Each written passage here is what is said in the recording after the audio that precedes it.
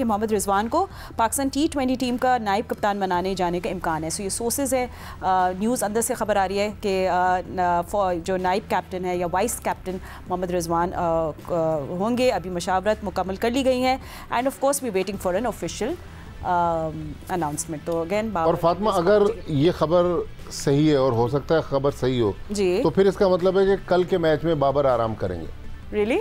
देखिए, उनको रेस्ट तो करवाना उन्होंने, अब थर्ड मैच है तो फिर रिजवान कप्तानी करेंगे, उनको आराम दिया जाएगा। कौन आएगा फिर उसकी जगह? अच्छा, मेरा एक क्वेश्चन है पे याया पेजारी पे सिक्कुर और भट्टी साहब आपके पास भी आऊँगी। I mean, do you think कि अगर हम Abrar, I know is an excellent bowler, but हम लोग शदाब और you know we have extra spinner as an Iftikhar भी हैं, तो हम लोग अब्रार को, do you think we missing a fourth seamer just in case? आपको पता है अभी अब वर्ल्ड कप भी खेलना है, तो do you think we missing a pacer there याया?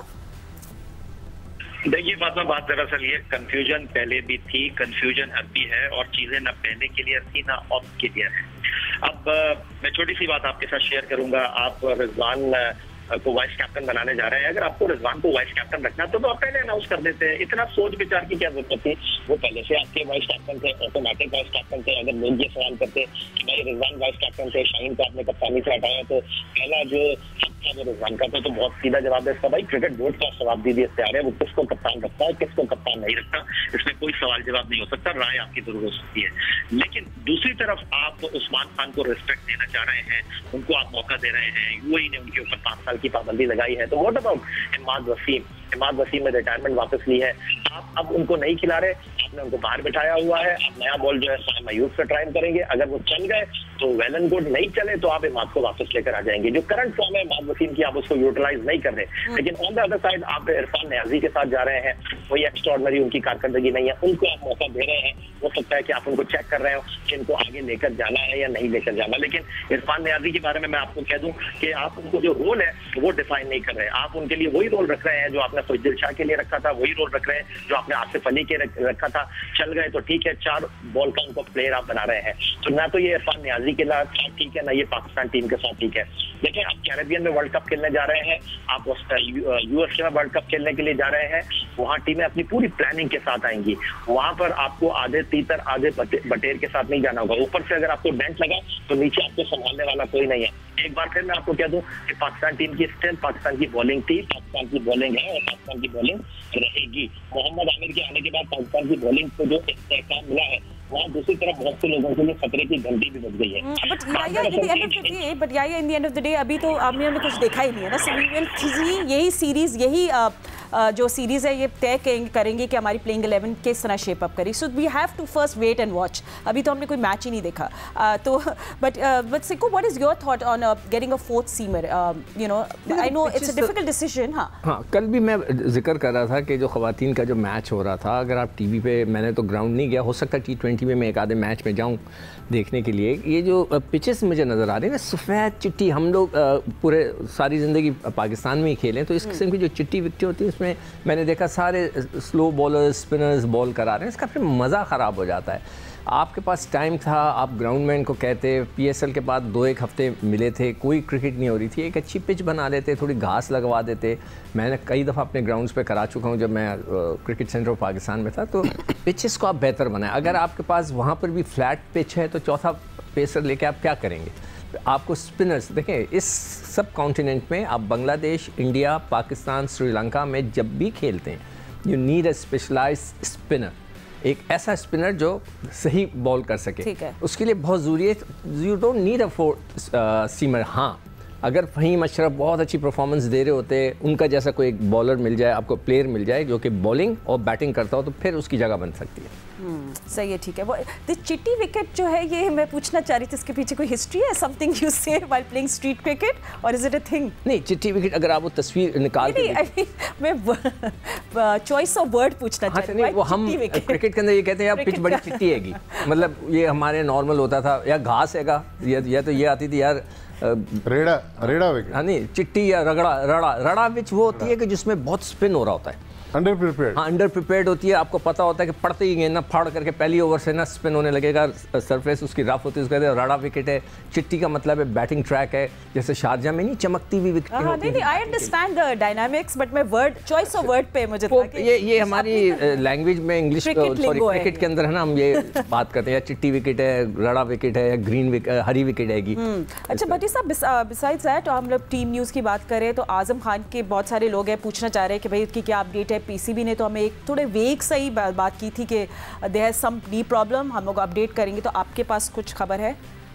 देखिए फातिमा, पीसीबी ने कहा था कि काफ मसल उनका खिंच गया है और एटलीस्ट पहले 3 मैचेस, मतलब कल जो संडे को मैच होना उसमें भी वो पार्टिसिपेट नहीं करेंगे।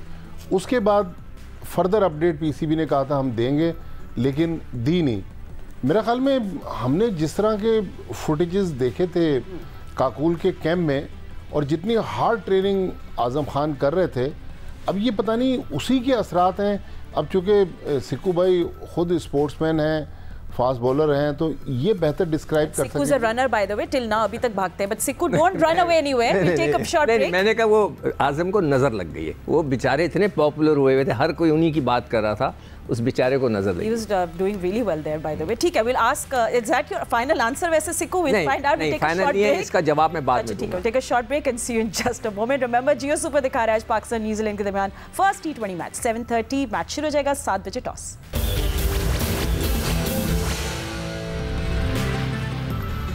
Welcome back after the break. Pakistan New Zealand second T20 match आज खेलेगा रावलपिंडी क्रिकेट स्टेडियम में।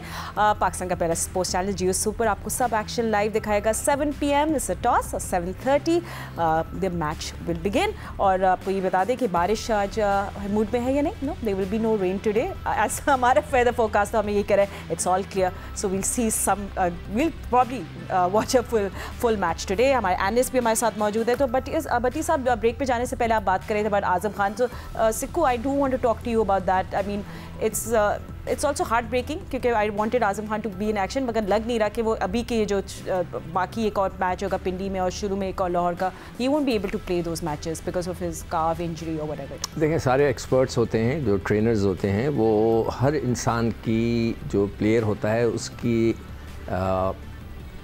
फिज़ीक, उसका काम और उसका वो किस किस्म का प्लेयर है, उसके बेस के ऊपर जो है वो उसके ऊपर ट्रेनिंग होती है। जैसे एक फास्ट बॉलर है, उसको स्टेमिना की ज़रूरत है, उसको स्प्रिंटों की ज़रूरत है, उसका ट्रेनिंग थोड़ी सी डिफरेंट होती है। एक नॉर्मल विकेट कीपर है, उसकी ट्रेनिंग डिफरेंट होगी। उसको आप फास्ट बॉलर वाली स्प्रिंटें लगा के उसका हशर नशर नहीं कर देंगे, कभी ऐसा नहीं होता। तो ये एक फ़र्क है, तो उसको मेंटेन करना पड़ेगा। तो आई एम श्योर अल्लाह करे उसकी ज़्यादा इंजरी ना हो। जब तक कि पूरी अपडेट नहीं आती उसकी इंजरी की, मैं इस पर अभी कमेंट्स नहीं देना चाहता ज़्यादा। अच्छा फातिमा, ये जो इंजरीज़ का इशू है, हारिस रऊफ़ वो भी रीहैब के मरहले से गुजर रहा है, इधर आज़म खान की भी इंजरी हो गई। अब देखें, अब जो कमिंग संडे है, सैटरडे है, आज के बाद जो 8 दिन बाद, मेरा ख्याल मंडे तक तकरीबन 10 दिन में पाकिस्तान की टीम अनाउंस हो जाएगी फॉर T20 वर्ल्ड कप।